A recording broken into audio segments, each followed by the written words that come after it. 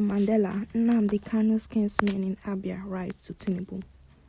The youth of Ibeku Ancient Kingdom in Umuahia, Abia State, have expressed their support for Mazi Nnamdi Kanu, the detained leader of the indigenous people of Biafra, IPOB.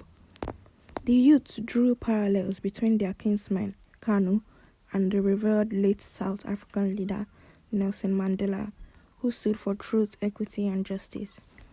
In a letter addressed to President Bola Tinubu after an emergency meeting on Tuesday evening at their national secretariat in Isieke, Ibeku, the youth expressed regret over what they described as a misunderstanding of Kanu's pursuit of fairness and equality for all Nigerians. The communique, signed by their national president, Martins Chidiozie Nwunsu, and Secretary Chibuzo Onwukamuchi, respectively, urged Tinubu to free Kanu, just as the Yoruba Nation promoter Sunday Igboho and social crusader Omoyele Sowore, also charged for treason, had been freed. They criticized the decision to detain Kanu instead of engaging constructively with the issues he raised, and emphasized that his intentions were aimed at addressing fundamental societal issues. The youths, however, argued that Kanu was not a terrorist, but was only concerned about the perpetual injustice against his people and was crying out for equity. The letter read, identifying his continued detention despite previous court orders for his unconditional release as the major cause of tension and insecurity in the southeast, the youths strongly urged the president to consider the growing appeals from across Nigeria for his release. Our brother Mazi Nnamdi Kanu only stood for truth, equity, and justice for the Igbo tribe and the eastern part of Nigeria, just like Nelson Mandela of South Africa. Hence, his incarceration at the Department of State Services, DSS, has become unbearable to us, his kinsmen and brothers, knowing fully well the catastrophe, instability, and insecurity that Mazi Nnamdi Kanu's detention has brought to the eastern part of Nigeria. Warning politicians against any attempt to politicize the ordeals of Kanu, Ibeku youth appreciated all those genuinely committed to his freedom. However, they urged the Apex Igbo Social-Cultural Organization, Ohaneze Ndigbo, to caution ex-presidential aide Reno Omoke against making unguarded utterances and provocative comments on Kanu. We urge politicians not to politicize the detention of our dear brother Mazi Nnamdi Kanu and to objectively work towards his unconditional release. We implore Ohaneze Ndigbo to advise Reno Omokiri to always censor his utterances on the issues concerning the release of our brother Mazi Nnamdi Kanu.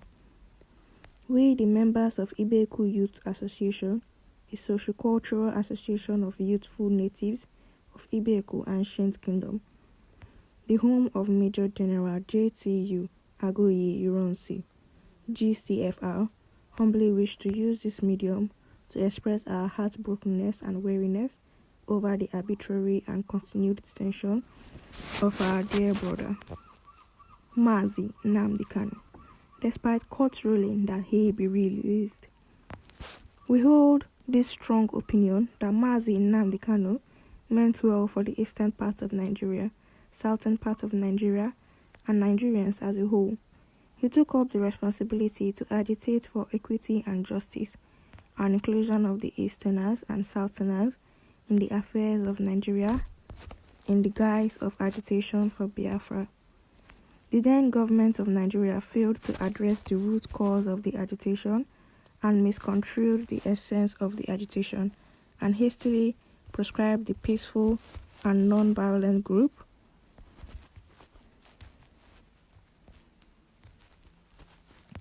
led by Mazi Nnamdi Kanu, detained him, killed and maimed majorly the Igbo youths of eastern Nigeria. The whole world witnessed the genocidal and reprisal killing of the youths and our brothers of the eastern part of Nigeria in 2017, when Mazi Nnamdi Kanu's hometown was besieged by security agents who killed hundreds of our brothers, Igbo youths and Eastern youths who came to facilitate with him on his release on bail by the then government of Nigeria. This mayhem and the pursuit to exterminate his life by the then government of Nigeria caused Mazi Nnamdi Kanu to flee Nigeria for his life.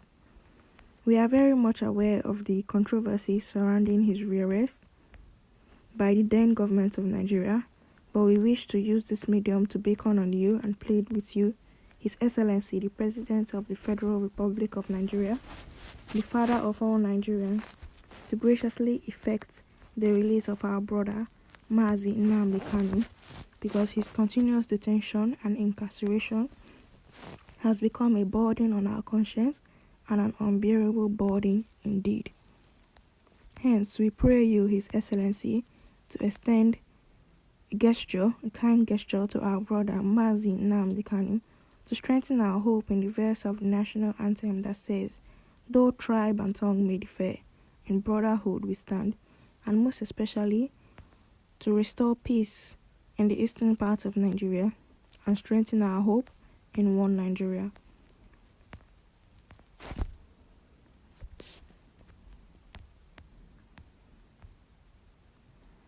Those fools comparing Kanu to Mandela should be told that Mandela spent 25 years in jail. Hence, they should wait for Kanu to complete his 25 years in jail before he realizes, well, you may have to wait for another 20 years of Kanu in the hole to be released if you are going to compare him to Mandela.